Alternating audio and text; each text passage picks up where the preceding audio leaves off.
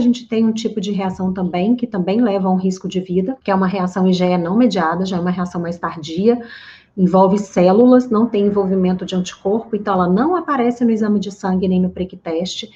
É uma criança que vai ter o contato ali com a proteína do leite de vaca ou com outros alimentos, e ela vai fazer muito vômito. É vômito a jato, com grande volume. E não é um vômito, são vários vômitos. Né? E a criança pode ou não até desfalecer depois, né? Isso já é um sinal, inclusive, do choque hipovolêmico. Então, a criança perde muito volume, né, muita água mesmo, principalmente criança pequenininha, isso, né, o choque pode acontecer até mais rápido. E esses vômitos a jato podem ou não vir acompanhados ainda de um quadro de diarreia. Os vômitos geralmente acontecem de 2 a 3 horas depois do contato com o alimento, e essa diarreia pode vir, em alguns casos, depois de 5 a 6 horas.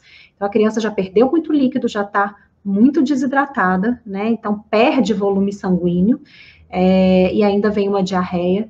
Então, aumenta ainda mais a chance dela fazer um choque, ter uma parada mesmo, né? Então, isso tem risco de vida.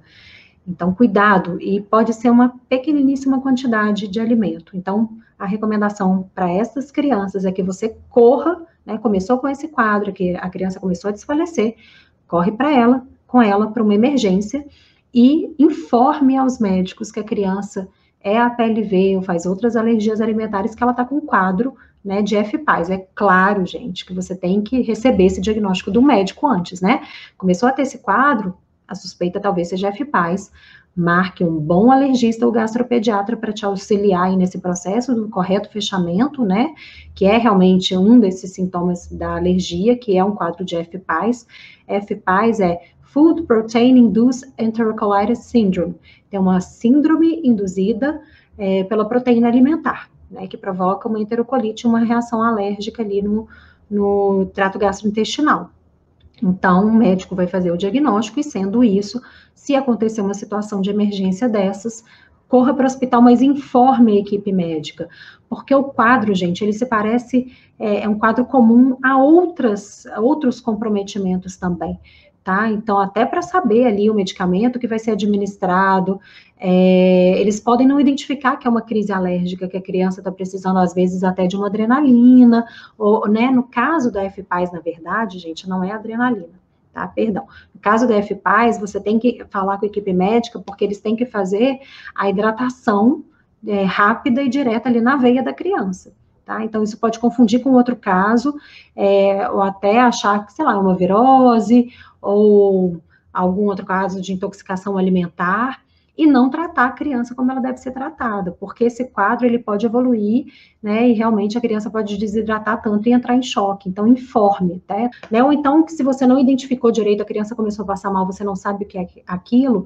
sempre, toda vez que você for com a sua criança PLV ou com outras alergias alimentares ao hospital, informe a equipe médica, né, para eles saberem e analisarem se aquilo é um possível sintoma, uma reação alérgica, para saber melhor o que eles devem fazer, inclusive para tomarem cuidado aí com as medicações, né, porque a gente sabe que algumas crianças reagem a proteínas que estão contidas ali nos medicamentos, tá? Então, sempre informe, no caso, principalmente de anafilaxia e de FPAS, informem a equipe médica para que a criança tenha o correto tratamento. Tá? Então, a gente falou aqui, eu falei primeiro mais dos casos mais extremos, né, que realmente trazem aí risco de vida iminente aí para a criança e um risco rápido de vida. Isso a gente tem que sempre ter em mente. Mas fora isso, fora os sintomas que não são tão graves com risco iminente de vida, a gente tem outros sintomas que podem ir se acumulando aí, ficando igualmente graves no sentido de tirar a saúde e a qualidade de vida da criança, a boa nutrição, o correto desenvolvimento dessa criança. Então, por exemplo, uma criança que faz um quadro aí intenso de sangramento intestinal, sai sangue ali, sai sangue nas fezes, né? Então, se o tempo inteiro aquela criança continua ali em contato com a proteína que está causando aquele sangramento, não faz o tratamento correto, ou até faz um pouquinho o tratamento, mas só um pouquinho não vai fazer mal, relaxa, né, acaba passando um alimento ou outro, direto e reto a criança está ali em reação. Né, isso não conta, gente, como contato, furo não intencional e TPO. Furo não intencional e TPO, os estudos mostram que isso não vai atrasar a cura, né? Não é nesse sentido. Mas se não faz o tratamento, se o tempo inteiro a criança está ali em contato, isso sim pode atrasar a cura, tá? Pode atrasar, o que a gente fala, né, no meio aqui dos profissionais de saúde, a aquisição de tolerância. Então, a partir daquele momento, a criança já consegue ter o contato e tolera sem causar sintomas. Cura é o que mãe adora falar, e eu como mãe, né, a gente enche a boca, meu filho está curado da alergia. É muito bom, mas a gente tem que ter um pouquinho de cuidado com isso, porque não dá para a gente garantir 100%, né, não é o mais comum, mas não dá para a gente garantir 100% que essa alergia a alimentos não possa voltar em algum período da vida. O sistema imunológico ele é imprevisível e vários fatores influenciam no equilíbrio desse sistema imunológico. Então, por isso que a gente fala tolerância, né? A grande maioria das crianças vai adquirir, ainda ali nos primeiros anos de vida, a tolerância ao leite de vaca. Mas pode acontecer algum fator ao longo da vida, né? Isso a pessoa já adulta, que, enfim, desestabiliza o sistema imunológico, pode ser que ele volte a reagir ao leite. Não é comum, mas não dá para a gente afirmar que isso não possa acontecer. Eu tenho recebido via mensagem direta, tá? Não é artigo científico, mas eu tenho recebido alguns relatos aqui né, que a pessoa voltou a ter reação alérgica com leite, já tinha tido na infância, entrou em um bom período de tolerância e voltou a ter. Mas são poucos, tá, meninas? Não quero causar alarde nem criar tumulto aqui, mas é só porque as coisas têm que ser ditas e explicadas, e informação é o que eu digo, sempre salva, né? Por isso que a gente fala aquisição de tolerância.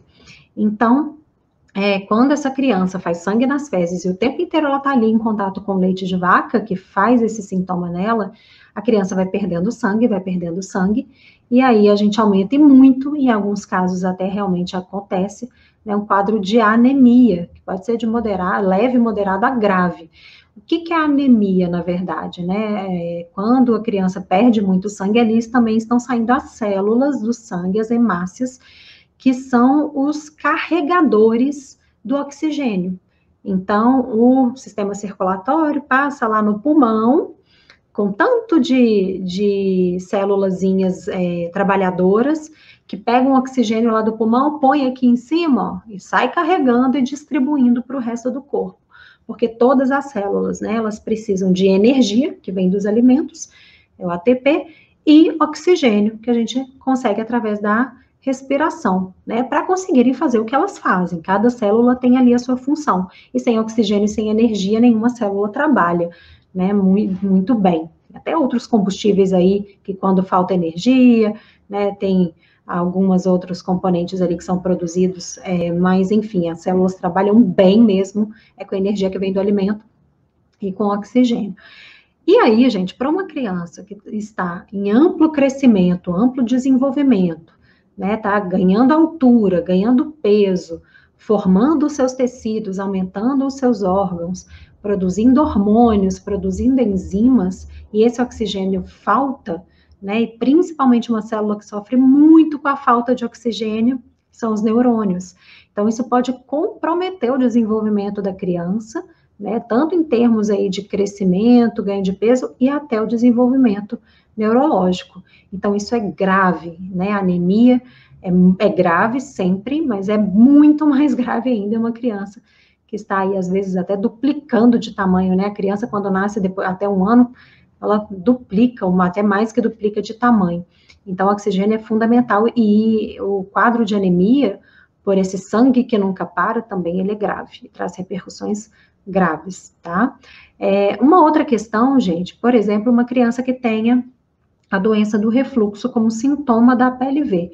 Então, é uma criança que sente muita dor ao engolir, ela faz muita recusa, né, tanto para mamar no peito, quanto para tomar fórmula, quanto para comer alimentos, e isso vai atrapalhar ela ter o aporte nutricional que ela precisa, que vem dos alimentos, né, ela vai ficar desnutrida, ela não vai conseguir comer o que ela precisaria, e um quadro de desnutrição, né, aí é grave, porque a gente vai entrar, assim, a mesma forma, né, como eu falei, do oxigênio, que todas as células precisam, o ATP, que é a energia que vem do alimento, também todas as células precisam, e fora alguns nutrientes específicos, né, que são ali, estão envolvidos ali na produção de enzimas, de hormônios, de membranas, enfim. Então, tudo ali vai fazer falta e vai comprometer o desenvolvimento da criança, e muitas vezes, gente, pode comprometer em um nível que a criança não consiga recuperar depois. Eu sei de alguns casos, né, de baixo ganho ponderal e baixo crescimento, mesmo a criança teve problema no crescimento, ficou uma criança de baixa estatura, porque nesse primeiro momento, né, teve uma péssima nutrição, ou seja, pelos sintomas, ou porque a qualidade da alimentação, né, fazendo a dieta de restrição também não foi bem olhada, não foi monitorada, não foi boa. Então, conheço alguns casos assim, né, de mães que me abordam pelas redes sociais, me contando a história deles. Então, é triste, né, uma coisa que poderia ter sido evitada com um bom acompanhamento, com instrução, com informação de qualidade, isso poderia ter sido evitado.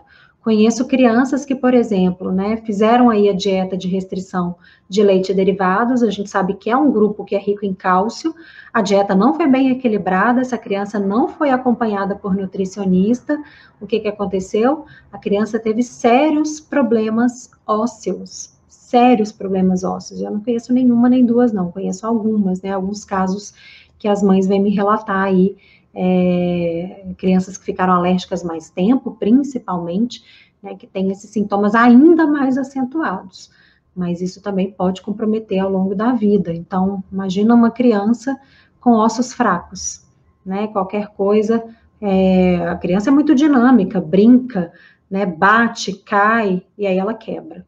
Então, isso é muito complexo, muito complicado, e ela não cresce também, né, da forma como deveria crescer, porque os ossos não sustentam ali, não tem o crescimento necessário.